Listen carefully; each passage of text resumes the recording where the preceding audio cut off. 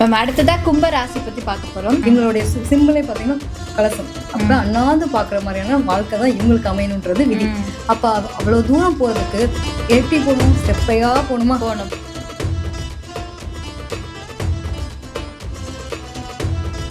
பொதுவாக கும்பராசி அப்படின்னா நான் எல்லாரும் ஒரு வாழ்க்கை வாழ்வாங்க. எனக்கு அந்த வாழ்க்கை வேணாம், நான் தனித்துவமான ஒரு வாழ்க்கை, மற்றவங்க மதிக்கக்கூடிய ஒரு என்னடா இப்படி வாழ்றாங்கன்னு சொல்லி வியந்து பார்க்கக்கூடிய ஒரு வாழ்க்கை வாழணும்னு ஆசைப்படுற ராசி வந்து கும்பராசி. ஸோ அவங்களோட குணாதிசயங்கள் எப்படி இருக்கும்? இவங்க ரொம்ப தனித்துவமாக வாழக்கூடிய நபர்கள். பொதுவாகவே ராகு பிரம்மாண்டம். இவங்களுக்கு நட்சத்திரம் பார்த்தீங்கன்னா சதய நட்சத்திரம்லாம் இருக்கும். கண்டிப்பாக ராகுன்றது பிரம்மாண்டம்.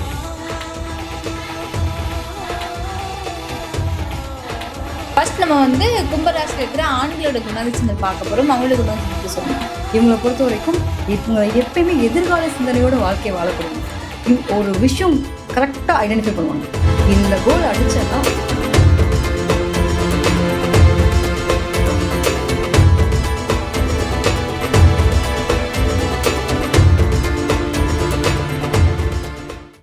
ஆன்மீகம் நேயர்கள் அனைவருக்கும் அன்பார்ந்த வணக்கம். இன்னைக்கு நம்ம கூட பிரபஞ்ச ஞானம் நாடி காதல் ஜோதிடர் ஈஸ்வரி மேம் இணைந்திருக்காங்க. அவங்க கிட்ட நிறைய விஷயங்களுக்கு பதில் கேட்டு தெரிஞ்சுக்கலாம் வாங்க.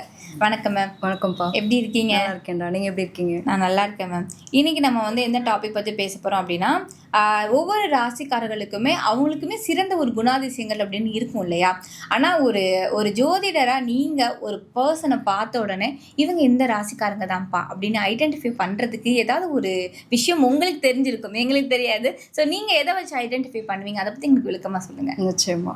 பொதுவாகவே வந்து ஒருத்தவங்களை பார்த்தோன்னே நம்ம கண்டிப்பாக இவங்க இந்த ராசிக்காரங்களாக இருப்பாங்கன்றதை ஐடென்டிஃபை பண்ணலாம். அதாவது குணாதிசயங்கள் கிரகங்கள் தான் நம்மளை சூழ்ந்திருக்கு. ஸோ கிரகங்களுடைய அமைப்புகள் எப்படி இருக்கோ, நம்மளுடைய ஜாதகத்தில் பார்க்கும்போது எந்த கிரகம் பவராக இருக்கோ அது சார்ந்த விஷயங்கள் மட்டும் அதிகமாக வெளிப்படும். இப்போ எடுத்துட்டோம் அப்படின்னா ஒவ்வொரு ராசிக்கும் ஒரு யூனிக் இருக்கு, ஒவ்வொரு அதிபதிகள் இருப்பாங்க இல்லையா? இப்போ நம்ம ஜாதகத்தில் கிட்டத்தட்ட ஒரு 9 கிரகங்கள் ஆக்குபை பண்ணியிருக்கு. ஸோ இந்த கிரகங்களில் நமக்கு எந்த கிரகம் பவர்ஃபுல்லாக இருக்கோ அது சார்ந்த விஷயங்களை கண்டிப்பாக நம்ம ஃபாலோ பண்ணி தான் ஆகும். எங்கிருந்து தான் நமக்கு இந்த குணம் இருக்குன்னே தெரியாது இல்லையா? ஸோ அந்த மாதிரி சில குணாதிசயங்கள் நம்ம கிட்ட ஒட்டிகிட்டே இருக்கும். நம்ம வேணும்னு நினைச்சாலும் நம்ம அதை விட்டு விலகி வரவே முடியாது. பொதுவாக எடுத்துட்டோம்னா மேசம் அப்படின்னாலே செவ்வாயினுடைய ஆதிக்கம். அப்போ செவ்வாய்னா யாரு? ரொம்ப வந்து துடுக்கா இருக்கவங்க அப்படின்ற மாதிரி, அந்த கோபம் வேகம். அதே மாதிரி ரிஷபம் எடுத்துட்டா சுக்கிரன் அதிபதி, மிதுனம் எடுத்துட்டோம்னா புதன் அதிபதி. அப்ப ஒவ்வொருத்தருக்கும் ஒவ்வொரு குணாதிசயம் இருக்கலாம்.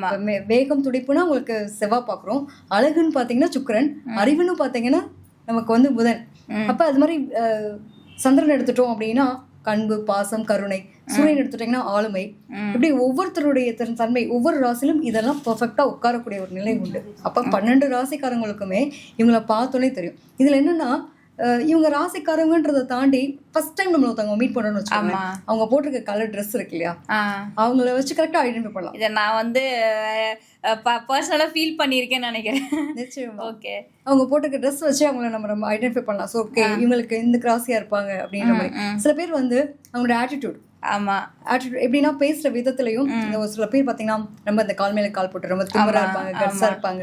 அவங்களோட வார்த்தைகள் கோபமான அப்படி பாக்குற பார்வையெல்லாம் தெரியும். ஸோ இதுலயே வந்து அவங்களோட ராசியை தெரிஞ்சுக்கலாம். கிட்டத்தட்ட இவங்களுக்குலாம் சூரியன் பவர்ஃபுல்லா இருக்கு, உங்களுக்கு செவ்வாய் பவர்ஃபுல்லா இருக்கு. சில பேர் கை கால் ஆட்டி ஆட்டி பேசுவாங்க, அவங்களுக்கு பார்த்தீங்கன்னா புதன் பவர்ஃபுல்லா இருக்கு அப்படின்ற மாதிரி. ஒரு சில பேர் பார்த்தோம் அப்படின்னா ரொம்ப இளமையாவே இருப்பாங்க, வயசான கூட அவங்களோட இது தெரியாது. அது மாதிரி பாத்தீங்கன்னா பார்த்தோன்னே அழகா முகமே வந்து ஒரு வட்டமா இருக்கிறது, ரொம்ப பொலிவா இருக்கிறது, இதெல்லாம் தேஜஸ் ரொம்ப அழகா இருக்குன்னு சொல்லுவாங்க. இப்போ அவங்களுக்கு எல்லாம் சந்திரன் பவர்ஃபுல்லா இருக்கு அப்படின்னு பார்க்கலாம். ஸோ இந்த மாதிரி நிறைய விஷயங்கள். இப்போ சனி எல்லாம் பவர்ஃபுல்லா இருக்குன்னு வச்சுக்கோங்க. அவங்களெல்லாம் பாத்தீங்கன்னா ஒரு வயசான தோற்றம் இல்ல சொல்லுவோம் இல்லையா, இந்த இளம் வயசுலயே முதுமையா இருக்கிறது, அதாவது இளநரைன்னு சொல்லுவோம் இல்லையா, அந்த மாதிரியான விஷயங்கள்லாம் பார்க்கும்போது அவங்களுக்கு வந்து அந்த சனையினுடைய ஆதிக்கம் அதிகமா இருக்கும். அவங்களாம் எப்பயுமே கெரியர் ஃபோக்கஸ் பண்ணுவாங்க, எப்பயுமே எதிர்காலத்தை பத்தின சிந்தனைகளோடயே இருப்பாங்க. என்னடா எதையோ பறி கொடுத்த மாதிரியே இருக்கு அப்படின்ற மாதிரி. ஸோ இந்த மாதிரி சில விஷயங்கள், அவங்க போட்டிருக்க ட்ரெஸ், அவங்க பண்ற ஆட்டிடியூடு, இதை வச்சு நிறைய ஐடென்டிஃபை பண்ணலாம். Okay ma'am. இப்போ வந்து ஒரு பொதுவாக ஒரு ஜோதிடரை நீங்கள் ஒருத்தரோட குணாதிசயங்கள் இப்படி இருக்கும் அப்படிங்கிறத ஐடென்டிஃபை பண்ணுறதுக்கு சில விஷயங்கள் சொல்லியிருந்தீங்க. இப்போ நம்ம ஒவ்வொரு ராசிக்கும் அப்படின்னு பார்க்கும்போது 12 ராசிக்காரர்களோட குணாதிசயங்கள் எப்படி இருக்குது?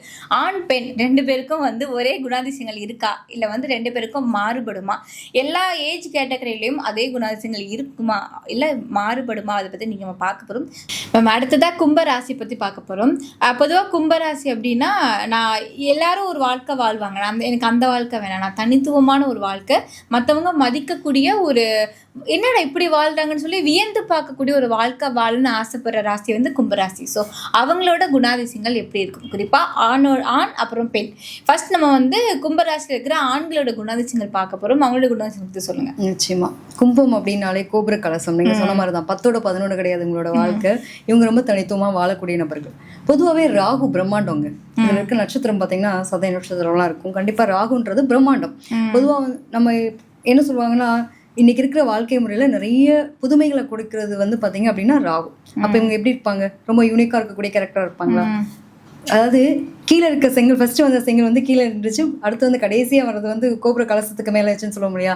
இவங்களுடைய சிம்பிளே பாத்தீங்கன்னா கலசம். அப்ப அண்ணாந்து பாக்குற மாதிரியான வாழ்க்கை தான் இவங்களுக்கு அமையணுன்றது விதி. அப்ப அவ்வளவு தூரம் போறதுக்கு எப்படி போகணும், ஸ்டெப்பையா போகணுமா? போகணும். இவங்களோட வாழ்க்கையில நிறைய அனுபவங்கள் அப்படின்றது இருக்கும். சனியினுடைய ஆதிக்கம் பெற்ற வீடு. பொதுவா இவங்களுக்கு வந்து 11ஆம் இடம்ன்றது லாபஸ்தானம். அப்ப இவங்க வேலை செஞ்சா கண்டிப்பா லாபம் இல்லாம இருக்கவே இருக்காது அப்படிங்கிற தன்மை உண்டு. பொறுமை, நிதானம். பொதுவா என்ன சொல்லுவாங்கன்னா, சீக்கிரம் வர பணம் காலி ஆயிடும், விரயம் ஆயிடும்னு சொல்லுவோம். இதே வந்து லேட்டா வர பணம் அப்படியே தலைமுறையா காக்கணுவாங்க இல்லையா. இவங்களை பொறுத்த வரைக்கும் இவங்க எப்பயுமே எதிர்கால சிந்தனையோட வாழ்க்கையை வாழக்கூடியவங்க. ஒரு விஷயம் கரெக்டா ஐடென்டிஃபை பண்ணுவாங்க. இந்த கோல் அடிச்சேன்னா இந்த பால் போட்டா இதுதான் அடிக்கும் அப்படின்றது மாதிரி அக்யூரன்சி சூப்பரா இருக்கும். பல பேருக்கு ஆலோசனை கொடுப்பாங்க. அட்வைசபிளா இவங்ககிட்ட கேட்டு கத்துக்கலாம். நிறைய விஷயங்களை சூப்பரா பண்ணக்கூடிய நிலைகள். ஸ்கெட்ச் போட்டால் தப்பவே தப்பாது. எப்பயுமே வந்து ஒரு கால்குலேட்டிவ் மைண்ட் அப்படின்னு இருக்கும் இல்லையா, அது இவங்க கிட்ட பர்ஃபெக்ட் ஆகும். ஃப்ரெண்ட்ஸ் எல்லாம் டவுட்டா இருக்கா, நீ அவன்கிட்ட போய் கேள, அவன் கரெக்டாக அட்வைஸ் பண்ணுவான். அவன் போட்டால் கரெக்டாக இருக்கும், அதில் மாறவே மாறாதுன்ற அளவுக்கு அட்வைஸ் பண்ணக்கூடிய நபர். எல்லாருக்கும் நான் கரெக்டாக தாங்க அட்வைஸ் பண்ணுறேன், என் வாழ்க்கையில் மட்டும் எங்கே மிஸ் பண்ணுறேன்னு தெரியல. ஏன்னா 2ஆம் இடத்துல புதன் நீச்சம்.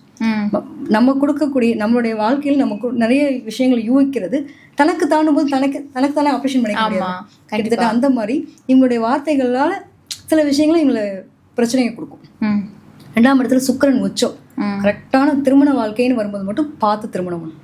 இல்லை அப்படின்னா 2 திருமணத்துக்கு போகிறதுக்கான வாய்ப்புகள் அதிகம். அதில் மட்டும் கவனமாக இருக்கும். அது மட்டும் இல்லாமல் இவங்களோட பொறுத்த வரைக்கும் என்னென்னா புதன் நீச்சம் இல்லையா, அதனால காதல் வாழ்க்கையில் நிறைய தோல்விகள் சந்திக்கிறது, ஒன்றுக்கு மேற்பட்ட காதல் பார்க்குறது, இந்த மாதிரியான விஷயங்கள்லாம் இவங்களுக்கு அனுபவங்களாக இருக்கக்கூடிய தன்மை உண்டு. பொதுவாக கும்பத்தை பொறுத்த வரைக்கும் என்ன அப்படின்னா, வார்த்தைகளை என்ன பேசணும்னு இவங்களுக்கே தெரியாது. முன்கோபவாதியா இருப்பாங்க. அன்பு அதிகம் இருக்குங்க. அவங்களோட அன்பு வந்து அளவிடவே முடியாது. பாசம் வச்சுட்டாங்க அப்படின்னா உயிரியே கொடுப்பாங்க.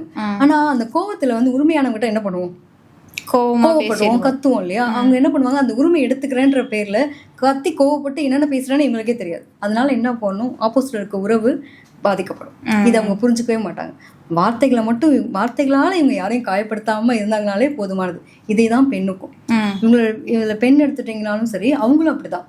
ரொம்ப ரொம்ப இன்னசென்ட்டா, அதாவது நிறைய விஷயங்களை தேடி தெரிஞ்சுக்கணும். ஒரே ஒரு விஷயங்க, என்ன பண்ணாலும் யாருக்கிட்டே அப்ரிசியேஷனே கிடைக்கும். அது எனக்கு கிடைச்சிருந்தா நான் இன்னைக்கு இப்படி இருந்திருக்க மாட்டேன். இன்னைக்கு நான் இவ்வளவு தூரம் யோசிக்கிறதுக்கு காரணம் என்ன, இவங்க அன்பை கொடுத்திருந்தாங்கன்னா நான் ஏதாவது யோசிச்சிருப்பேனா, நான் ஏன் வெளியே போயிருக்க போறேன், இன்னொரு அன்பை ஏன் தேடி இருக்க போறேன் அப்படின்னு இவங்களுடைய அதாவது ஆள் மனசுன்னு ஒரு விஷயம் இருக்கு. அந்த ஆள் மனசை புரிஞ்சுக்கக்கூடிய ஒரு ஜீவன்களா இவங்களோட சுத்தி இருக்கவங்க இருக்கணும்னு எதிர்பார்ப்பாங்க. இங்கதான் பிரச்சனை வரும். நிறைய பேருக்கு பாத்தீங்கன்னா படிக்கிற வயசுலயே வந்து காதல் எல்லாம் வளரும்ல, இவங்களுக்கு அந்த மாதிரியான ஒரு ப்ரப்போசல் இதெல்லாம் வரும். இல்லப்பா இது வந்து 3வது இதுலதான் நான் லாக் ஆயிட்டு இப்ப போயிட்டு இருக்கு அப்படின்ற மாதிரி இருக்கும். ஸோ ப்ரொஜெக்ட் பண்றது, அந்த ஏஜுக்கு தேவையில்லாத விஷயங்கள்லாம் உள்ள வாங்கிக்கிறது. இன்னொன்னு வந்து பாத்தீங்கன்னா, எப்பவுமே எதிர்காலம் அப்படின்னு சொன்னேன் இல்லையா, இன்னைக்கு என்ன சாப்பிட்டோம், இன்னைக்கு என்ன தூங்கணும், இன்னைக்கு வாழ்க்கை நல்லா இருக்கா அப்படின்றத விட்டுட்டு நாளைக்கு இதை சேர்த்து வச்சா நாளைக்கு என்னோட லைஃப் நல்லா இருக்கும். அப்போ எதிர்காலத்தை பத்தின சிந்தனைகளோடைய வாழ்க்கை வாழக்கூடிய நபர்கள். நிறைய ஒரு விஷயம் கிடைக்கல அப்படின்னா ரொம்ப எமோஷனலா இவங்களவே ரொம்ப காயப்படுத்திப்பாங்க. உடலும் சரி மனதளவும் நிச்சயமா அந்த மாதிரியான தன்மை இருக்கும். ஒரு பக்கம் பாத்தீங்க அப்படின்னா, அளவு கடந்த அன்பின் உச்சக்கட்ட வெளிப்பாடு என்னவா இருக்கும், சந்தேகமா இருக்கும். கண்டிப்பா. ஸோ புதன் நீச்சம் இல்லையா, சுக்கிரன் உச்சம், குருவினுடைய வீடு 2ஆம் இடம். அதே மாதிரி பாத்தீங்கன்னா 5ஆம் இடம் பாத்தீங்கன்னா புதனோட வீடு. மோஸ்ட் ஆஃப் இவங்க ரொம்ப பொசசிவா இருப்பாங்க. யார்கிட்ட பழகினாலும் அந்த அன்பு, அதாவது கடிவாளம் கட்டின குதிரை மாதிரி என்கிட்ட மட்டுமே அன்பாரு, என்ன மட்டுமே அது ஆணா இருக்கட்டும் பெண்ணா இருக்கட்டும், அந்த பொசசிவ் ஜாஸ்தி இருக்கும். ஒரு நம்ம நிறைய இந்த ஜெயம் ரவி சார் படத்துல கூட பார்த்திருப்போம். அந்த பொண்ணு ரொம்ப க்ளோஸா பழகிடுவாரு. இந்த பக்கம் போய் கைத்தட்ட போவாங்க. அந்த கிரிக்கெட் மேட்ச் இதுல ஓடிட்டு இருக்கும், காமனா பார்த்துட்டு இருக்க ஒரு படம், ஜெனலியா கூட நினைக்கிறேன். ஆமா ஆமா, சந்து சுப்பிரமணியம். அதில் வந்து கைத்தட்ட போனால் நீ என்கிட்டயே கைத்தட்டு, வேற யாருக்கு கைத்தட்டு, அந்த அளவுக்கு ரொம்ப இன்னசென்ட்டான ஒரு நிலையில் அவங்க பிஹேவ் பண்ணக்கூடிய சூழ்நிலையெல்லாம் இருக்கும். இதுதான் வந்து கும்பத்தை பொறுத்த வரைக்கும். லேட்டாக வந்தாலும் லேட்டஸ்ட்டாக வந்து ஒரு லைஃப்பை சூப்பராக ஃபுல்ஃபில்லோட வாழக்கூடிய நபர்கள் யார் அப்படின்னா கும்பராசிக்காரங்க தான். அதாவது கொஞ்சம் சுயநலம் அப்படின்றது கொஞ்சம் இல்லை நிறையவே இருக்கும். அவங்களுக்கான வாழ்க்கையை யாருக்காகவும் விட்டு தர மாட்டாங்க. ஒரு பக்கம் என்னன்னா தன்னோட எல்லாத்துக்காகவும் நான் விட்டு கொடுத்து நிறைய என்கிட்ட அனுபவம் இருக்கு, இனிமே எனக்காக வாழ போறேன் அப்படின்னு ஒரு குறிப்பிட்ட காலகட்டத்துக்கு அப்புறம் அவங்க ரிலீஸ் பண்ணி வாழ ஆரம்பிப்பாங்க. ஓகே,